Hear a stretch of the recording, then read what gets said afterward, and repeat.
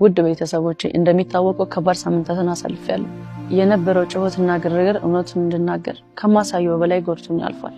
እናም ጋይስ በጸጥታና በርቀት ዝም ብዬ የቆየሁበት ምክንያት በዛ ሰዓት ስሜታዊ የሆንና ነገሮችን ተረጋግቼ በማሰብ እናም በህጋዊ ሁኔታ ነገሮችን ማስኬድ ስለፈለኩኝ ነው። እናም በፍቅርና በትህትና ከኔ ጋር አብራችሁ የቆያችሁ ሳዝን አዝናችሁ ካጠገቤ ከጎን ለነበራችሁ በጣም አድርጌ አመሰግናለሁ።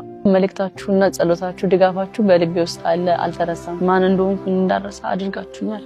በመቀጠል ለወደደኝና ላከበረኝ በብዙ መንገድ ደስተኛ ላደረገኝ አዶናይና ለእሱ ደጋፊዎች ይቅርታ ማለት እፈልጋለሁ። በእኔ ቦታና ዙሪያ የነበረው ጫጫታ፣ በእናንተም ላይ የተፈጠረው ግርግርና ችግሮች፣ ሁኔታዎች በተፈጠሩ ሰዓት የነበርኩበት ጸጥታዬ ወይም ስሜታዊ እርቀቴ ማንንም ካሳዘነ ከልብ ይቅርታ ማለት እፈልጋለሁ። ይህ የልቤ ፍላጎት አልነበረም። እየተማርኩና እየበሰልኩኝ ሰላምን እየመረጥኩኝ ይገኛል።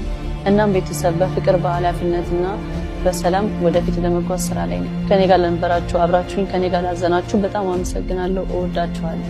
ከዚህ በኋላም በትላልቅ ስራዎች እንደምታዩኝ በጣም እርግጠኛ ነኝ። እወዳችኋለሁ።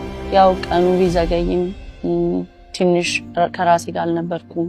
የሆነ ራሴን መሆን የነበረብኝ ለራሴ ጊዜ መስጠት የነበረብኝ ሰዓቶች ነበሩና ለሱ እንድትረዱኝ ይፈልጋለሁ እና እወዳችኋለሁ። አመሰግናለሁ።